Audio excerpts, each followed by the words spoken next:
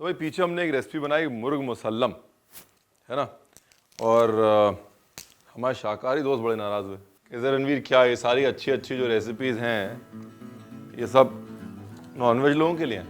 हमने कहा बिल्कुल नहीं, आपसे किसने कह दिया ये। तो उन्होंने बोला और क्या, ये जितने अच्छे अच्छे नाम वाली रेसिपी होती हैं ये सारी नॉनवेज लोगों को मिल जाती हैं, वेज के लिए तो कुछ बचता नहीं। हमने सोच लिया कोई बात नहीं, अगर आप हमारे यूट्यूब चैनल पे आएंगे, सब्सक्राइब करेंगे और वो बेल आइकॉन दबाएंगे तो आप एक ऐसी रेसिपी पाएंगे जिसका नाम भी खतरनाक है, रेसिपी भी टेस्टी है और नॉनवेज रेसिपी को बीट करती है। और वो रेसिपी है गोभी मुसल्लम। Rolling and action.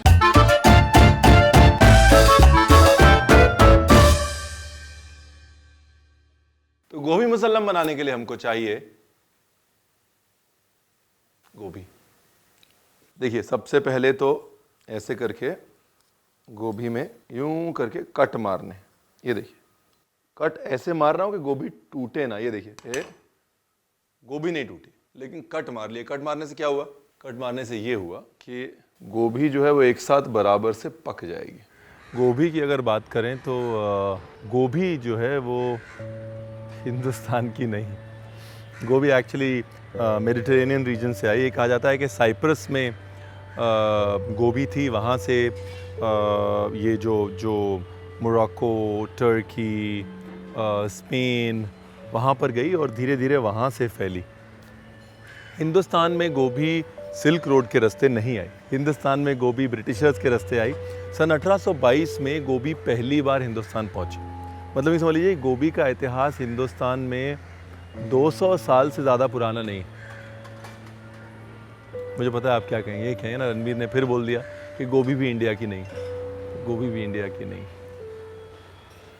और पानी में पहले डाला जाएगा नमक, उसके साथ में डाली जाएगी दालचीनी, लौंग, इलायची, बड़ी इलायची एंड हियर साथ में हल्दी, थोड़ी सी मिर्च।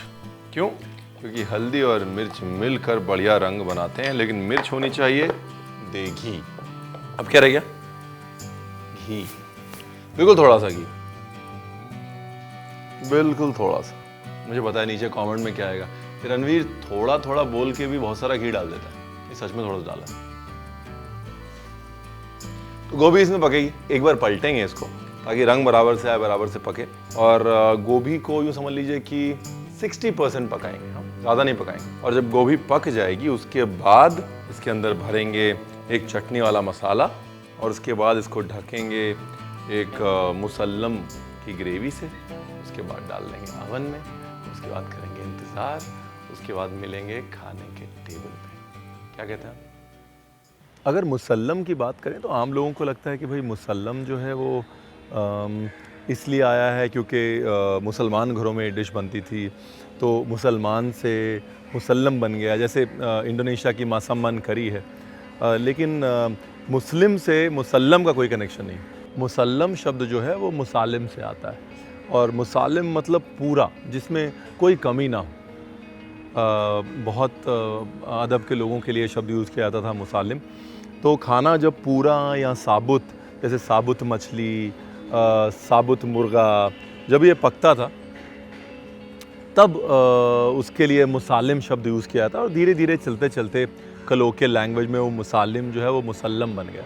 तो मुर्ग मुसल्लम, गोभी मुसल्लम, इसका मतलब साबुत गोभी, साबुत मुर्गा, माही मुसल्लम मतलब साबुत मछली। तो फिलिंग के लिए हरी चटनी, आपकी फेवरेट हरी चटनी। अगर आपको धनिया ज़्यादा पसंद है तो धनिया, अगर आपको पुदीना ज़्यादा पसंद है तो पुदीना, अगर आपको हरा प्याज ज़्यादा पसंद है तो हरा प्याज। उस हरी चटनी के अंदर ये भुने चने का बेसन या फिर सत्तू, आप जो डालना चाहे डाल सकते हैं। इससे क्या है ना, हरी चटनी को गाढ़ा कर लिया।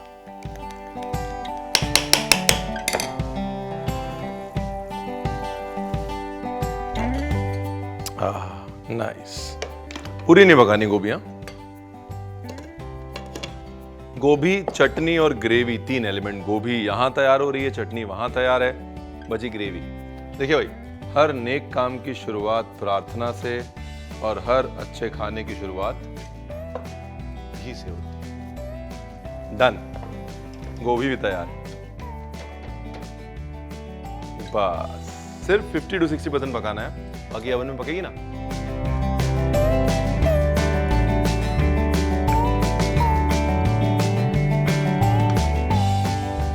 और मुसल्लम की ग्रेवी ना बड़ी सिंपल है। दही, दही के बाद पानी और मसालों में धनिया पाउडर, हल्दी, देगी मिर्च, हल्की सी हींग, नमक,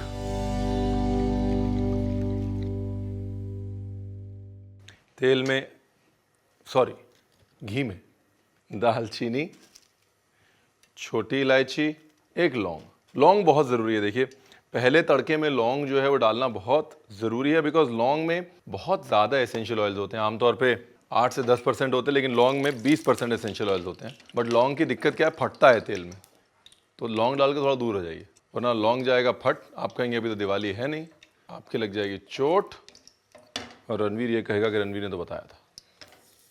खड़े मसाले गए, अब ये दही का मिश्रण। मैं ग्रेवी को पीले में रख रहा हूँ। अगर आप चाहते हैं कि हल्का सा ब्राउन टिंज आए ग्रेवी में, ब्राउन रंग आए, तो तले हुए प्याज का पेस्ट भी डाल सकते हैं। गोभी के हालात देखें, वेरी नाइस।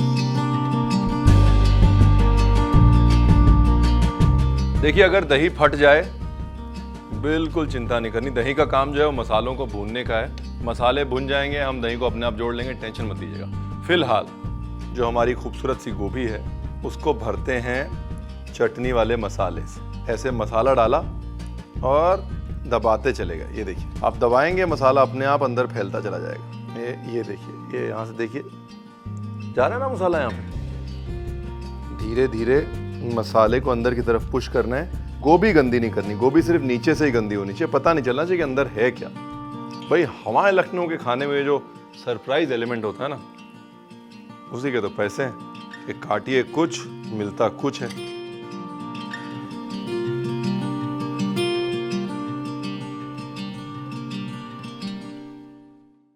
जब मसाले भुन जाएंगे तो खुशबू आ जाएगी।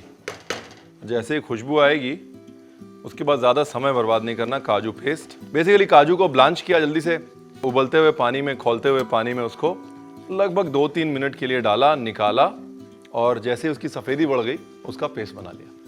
देखिए अगर दही ज़्यादा खट्टी है तो मिठास के लिए थोड़ी शक्कर डाल सकते हैं, या जैसे मैंने कहा कि फ्राइड प्याज डाल सकते हैं। फ्राइड प्याज का पेस्ट वो भी मीठा होता है, बैलेंस कर देता है। अगर चाहें तो थोड़ा सा गुलाब जल या केवड़ा इत्र डाल सकते हैं, 1 बूंद, ज़्यादा नहीं। अगर आपको डालना है तो डाल सकते हैं, क्योंकि यहाँ पे चटनी डाली हुई है, इसके लिए मैं इसमें केवड़ा या गुलाब कुछ नहीं डालूंगा, बिकॉज वो चटनी के फ्लेवर के साथ इंटरफेयर करेगा। पहले तो ग्रेवी छान लेते हैं। भाई लखनऊ की कोई भी ग्रेवी बगैर छने इस्तेमाल नहीं होती। देखिए ऐसे भुन गई है ना, ऐसे समझ में आता है कि तेल ऊपर आ गया, मतलब ग्रेवी भुन गई।